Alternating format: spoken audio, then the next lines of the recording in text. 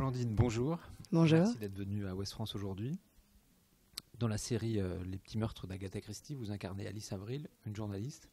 Ça fait quoi de découvrir un journal de l'intérieur? Il était temps, j'ai envie de dire.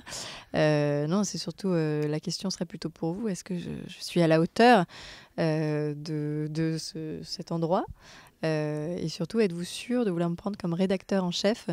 C'est une fierté pour Alice Avril de monter si vite les échelons. C'est plus fort qu'à la télé, en fait. Oui, c'est plus fort qu'à la télé. J'espère que je vais y arriver. Mais ça s'est très bien passé. Comment vous expliquez le succès de cette série qui est rendue au 27e épisode, je crois? Oui, c'est ça, ouais. Et qui totalise entre 4 et 5 millions de téléspectateurs à chaque diffusion. Vous expliquez ça comment? Alors, je n'ai pas toutes les réponses. Je pense que les gens sont venus pour Agatha Christie et sont restés pour nos personnages, pour notre trio. Bien que ça devienne de plus en plus choral. Et puis pour la folie, qui est vraiment la note, le petit plus de cette série, c'est que ça reste de la comédie policière. Et finalement, les intrigues policières sont devenues le prétexte à nous voir faire de la BD, en fait, du clown, tous. Du clown sur un fil avec quand même il y a des meurtres quand même. Oui. Non, mais bien sûr. Mais oui, d'ailleurs, c'est toute la difficulté de l'exercice, c'est de faire le clown en oscillant entre du réalisme total, puisque on traite de la tragédie, on traite de la noirceur, de tout ce qui est, de tout ce qu'il y a de plus noir dans l'homme, dans l'être humain, ses vices cachés, des meurtres,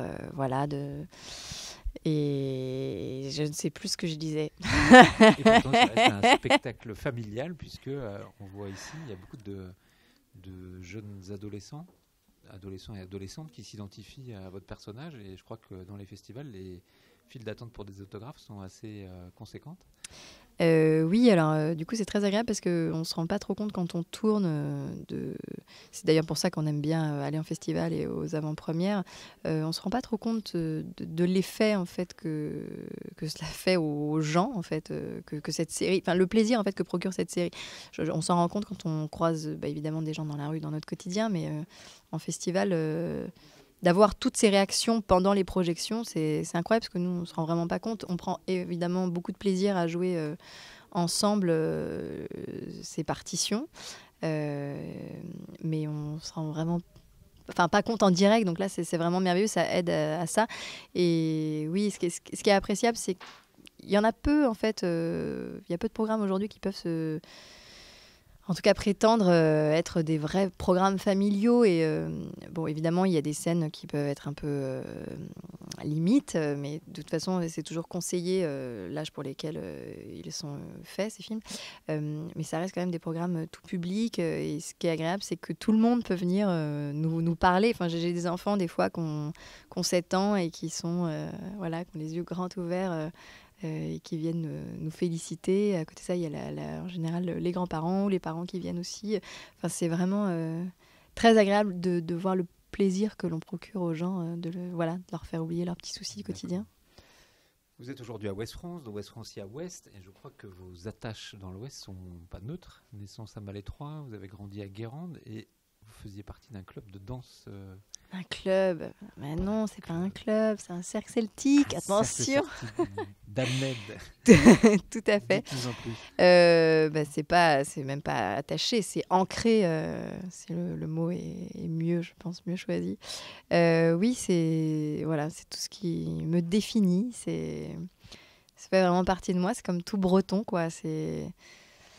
Je saurais pas vraiment l'expliquer. C'est fait d'iode et en même temps c'est ce sel, parce que en fait je suis née dans le Morbihan, mais j'ai grandi en Loire-Atlantique et à Guérande, ce qu'on appelle le Pays Blanc. Donc on dit de nous que nous sommes des culs salés. Et même si actuellement je suis devenue la Parisienne de ma famille, puisque ça fait plus de 10 ans que j'y habite, je reste empreinte de d'iode, de sel et surtout de musique bretonne qui m'accompagne dans la noirceur du métro parisien. Je survis, même si ma Bretagne est loin, et je n'aspire qu'à une chose, y retourner. Merci beaucoup. C'était un plaisir.